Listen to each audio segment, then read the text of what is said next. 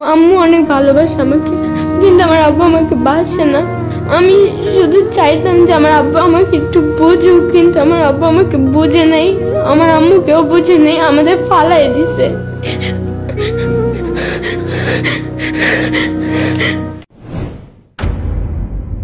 আমার ছোটবেলা বিয়ে হয়। আমার যখন ফার্স্ট পিরিয়ড হয় তার 15 দিন পরে আমার বিয়ে হয়, পারিবারিকভাবেই বিয়ে হয়। ওই থেকে আমি রোজ রোজই আমার হাজব্যান্ড আমাকে মারতো। হাজব্যান্ড কি জিনিস বুঝি নাই, সংসার কি জিনিস বুঝি নাই। উনি যখন আসতো একটা গরু যেভাবে হইতো সেম হইতো। ঢাকায় নিয়ে আসা ওড়না দিয়ে মুখ বান্ধা যাকে বলতো শিশু সেম ভাবে হইতো। দিনের পর দিন হতে হতে সয়ে যায় একটা সময়। তো আমার হাজব্যান্ডের বয়স আমার তখন 12, তার হয়তো 26-27। আমি যখন ঘুমাইতাম তখন ও দেখতাম পাশে অন্য মেয়ের সাথে কথা বলতো, আমাকে ডাকতো, তো সাড়া না দিলে অন্য মেয়ের সাথে কথা বলতো। এরকম করতে করতে দিনের পর দিন অনেক টর্চার হয় আমার। দেখেন ফুল বডি এরকম দাগ আছে, একটা জায়গা বাদ নেই। তো আমাকে তেমনভাবে টাকা পয়সা কিছু দিত না। বাজার খুব কষ্ট করে আমি চলি। প্রেগনেন্ট হলাম 13 বছর বয়সে, 14 বছর বয়সে বাচ্চা পেটে আসলো। প্রেগনেন্ট থাকা অবস্থায় আমাকে মারতো, মার মিস নাই।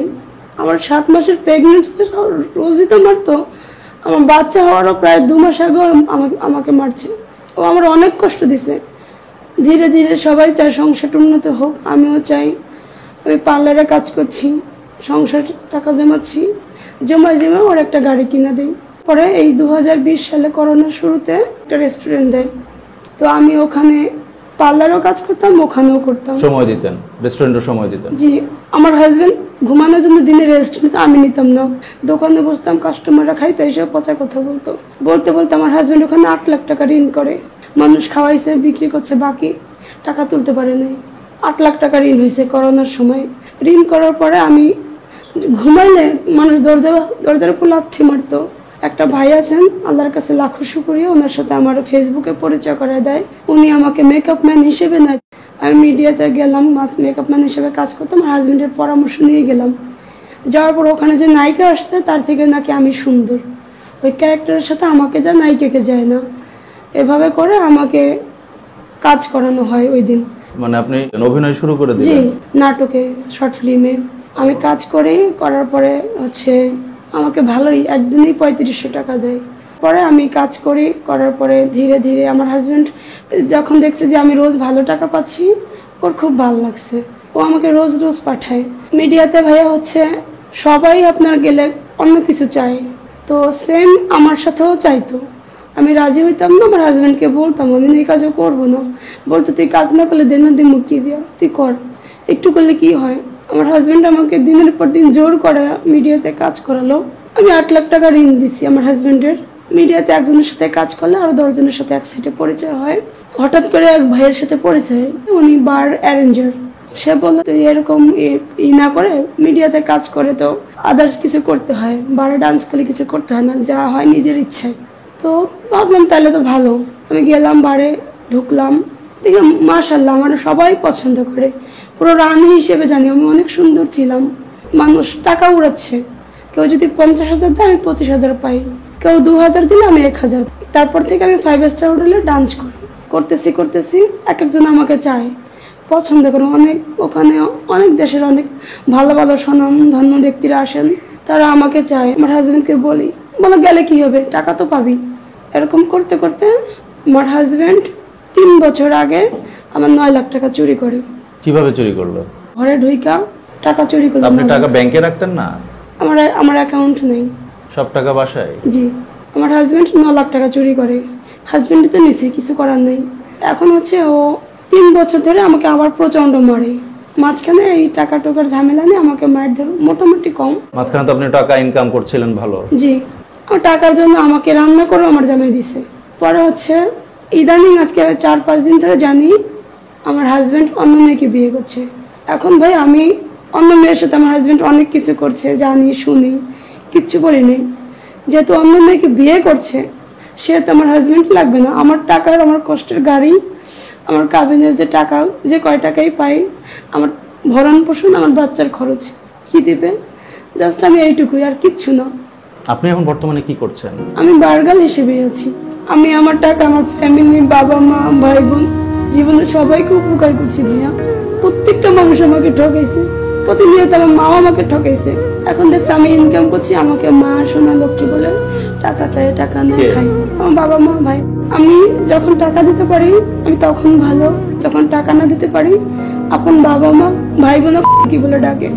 এমনও দিন গেছে আমার মায়ের পেটের ভাই আমার মুখের সামনে থেকে ভাত আমি খাচ্ছি, আর খাবার ফিক্কা মেয়েরা কুকুরকে দিয়ে দিছে। আমি ক্ষুধার্ত, আমি কুকুর দিক তাকে আছি, কুকুর আমার ভাত খাচ্ছে উঠানে। ওই দিনগুলো আমি পার করে আসছি। মেয়ে তো বড় হচ্ছে, তোর ভবিষ্যৎ আছে, তখন তো মানুষ বলবে তোর মা এটা করছে।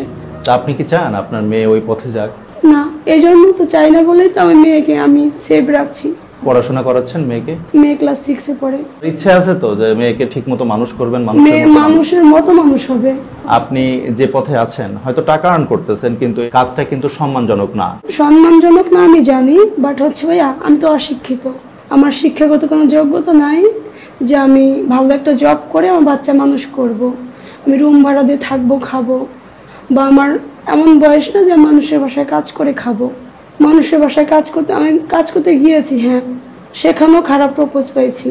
আমি গার্মেন্টসেও কাজ করতে গিয়েছি, তারাও খারাপ প্রপোজ করছে। আমি কিন্তু আহামরি সুন্দরী ছিলাম, ইদানিং এই টেনশনে আমি নষ্ট হয়ে গেছি। আমি যদি সুন্দর করে সাজুগুজু করে একটা শাড়ি পরে হেঁটে যাই, প্রত্যেকটা মানুষ তাকাতে বাধ্য যে মেয়েটা কে যাচ্ছে। আমি আহামরি সুন্দরী। মোটামুটি এখন তো আপনি আর্থিকভাবে সচ্ছল হয়ে গেছেন। হ্যাঁ, সচ্ছল তো হয়েছি। আপনি এখন অন্য কোনো পেশায় কেন নিজেকে সুইচ করছেন না? বা আপনি তো একটা বিজনেস করতে পারেন, একটা কোনো কিছু করার চেষ্টা করতে পারেন যেটা সৎ পথে ইনকাম আমরা ধরি। আমি করবো ভাইয়া। দেখেন, আপনারা হয়তো এটা দেখার পরে আমাকে অনেক গালি দিবেন, খারাপ বলবেন, বা বলতে পারেন যে আমি অন্য কোনো কাজ করে খেতে পারি, বাট আমি অনেক জায়গায় অনেকভাবে ট্রাই করছি। সব জায়গায় আমাকে ভোগ করার সবাই ট্রাই করছে বা চাইছে। বারগাল হিসেবে সবাই যেখানে যদি শুনে আমি একজন বারগাল, বারের মেয়ে, খারাপ, অনেকে ডিরেক্ট পতিতও ডাকে। আমার কিচ্ছু করার নেই, আমি এগুলো করে আমার হাজব্যান্ডকে চালাইছি, আমার বাচ্চাকে চালাইছি, আমার বাবা মাকে চালাইছি। একটা মেয়ে আর কি করবে? আমার পক্ষে কিচ্ছু করার ছিল না। যেখানে যাই প্রত্যেকটা মানুষ আমাকে খারাপভাবে তাকায়, খারাপ নজরে তাকায়। এমন একজন মানুষ পাই নাই যে আমাকে সাপোর্ট দিবে। আমার বিয়ে করা হাজবেন্ড পর্যন্ত আমার টাকা খাইছে। জানেন ভাইয়া, ও সত্যি ও আমার এই পথে নামাইছে, আমি এই পথ চিনতাম না।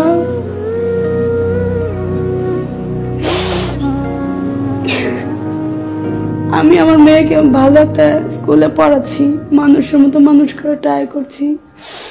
আমাকে আপনারা সবাই গালি দিবেন, সবাই অনেক বুদ্ধি দিবেন, কেউ একবেলা খাবার দিবেন না, কেউ কাউকে একবেলা খাবার দেয় না। অনেক মানুষ রাস্তায় পড়ে থাকে, নিজে দিতে হয়। সবাই জ্ঞান দেয়, কেউ টাকা দেয় না, কেউ একবেলা খাবার দেয় না। একটা মেয়ে বুঝে, যে সমস্ত মেয়েরা এই পথে যায় তারা বুঝে তারা কত কষ্টের বিনিময়ে যায়। আজকে আমি এই পথে গিয়েছি, আমার হাজবেন্ড আমাকে নামাইছে। আমার আজকে আপনজন কেউ নাই। আমি টাকা দিতে পারলে ভালো, টাকা না দিতে পারলে ফ্যামিলির কাছে খারাপ, বাবা মায়ের কাছে খারাপ, হাজবেন্ডের কাছে খারাপ। টাকা দিলে মা, টাকা দিলে বউ লক্ষ্মী সোনা, টাকা না দিলেই মায়ের। আমি এখন কি করব? যার জন্য আমি এই জগতে গেলাম সে যেহেতু অন্য মেয়েকে বিয়ে করছে, আমার তাইলে তাকে দরকার নেই। আমার টাকার গাড়ি, আমার কষ্টের গাড়ি, আমার গাড়িটা যেন আমাকে ফেরত দেয়। আপনারা মেয়েরা আছেন যারা কখনো বাবা মা বলেন, ভাই বোন, হাজবেন্ড, কারোর জন্য ভেবে যেন এই জগতে না আসেন। সবাই সৎভাবে বাঁচার ট্রাই করেন, ভালোভাবে বাঁচার ট্রাই করেন।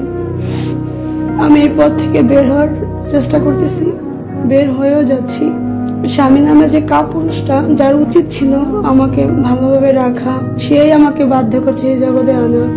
আপনারা যাই করেন দিন শেষে নিজের কথা ভাববেন, কারো জন্য কখনো কোনোদিন এই জগতে আসবেন না। সবাই সৎ পথে বাঁচার ট্রাই করবেন, সৎভাবে থাকার ট্রাই করবেন। সত্যি যদি আপনার কথা সত্য হয়ে থাকে, আপনার যিনি স্বামী, এমন কাপুরুষকে আমরা ঘৃণা করি। আমরা যেটা বুঝি যে পুরুষ মানুষ যখন বিয়ে করবে তার উচিত তার বউ সন্তানের সমস্ত ভরণ পোষণ দায়ভারটা নিজের ঘাড়ে নেওয়া এবং তাদের রুটি রুজির জন্য তাকে যা কিছু করা দরকার সব কিছুর চেষ্টাটা করা। কিন্তু সে সেগুলো না করে আপনাকে অন্যায় একটা পথে ঠেলে দিয়েছে। ব্যাপারটা সত্য হয়ে থাকলে তার প্রতি আমাদের রাজ্যের ঘৃণা। এটা হচ্ছে আমার মেয়ে, আমার মা, আমার 7 রাজার ধন। এর জন্য আমার জীবনে এত কষ্ট, এত চাওয়া, এর মানুষ করার জন্যই। আপনারা সবাই ওর জন্য দোয়া করবেন। আমি শুধু বলতে চাই আমার বাবার শাস্তি হোক।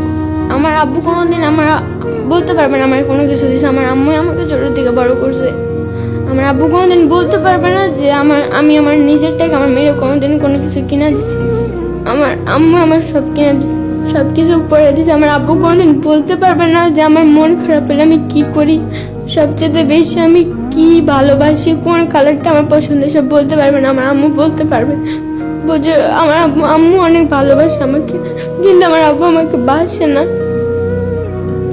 আমি শুধু চাইতাম যে আমার আব্বু আমাকে একটু বুঝুক, কিন্তু আমার আব্বু আমাকে বুঝে নাই, আমার আম্মুকেও বুঝে নেই, আমাদের ফালাই দিছে, আমাদের একটুও চাই নাই। আমি শুধু ভাবতাম যে এই কথা আমাদের সাথে 2 বছর 3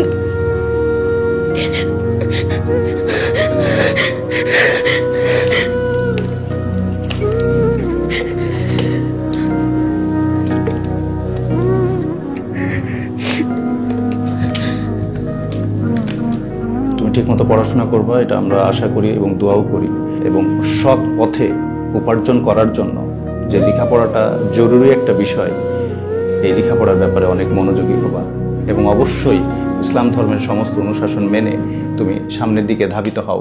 আচ্ছা, আপনি আমাদেরকে এখন একটা কথা দিবেন। আজকে চেষ্টা করবেন এখন থেকে আপনার পেশাটা পরিবর্তন করে অন্য কোনোভাবে হালাল উপার্জন করে বেঁচে থাকা যায় কিনা সেই ব্যাপারটাই আপনি আন্তরিকভাবে চেষ্টা করবেন, এটা আমাদের অনুরোধ। জি, ইনশাল্লাহ। আপনাদের জন্য শুভকামনা।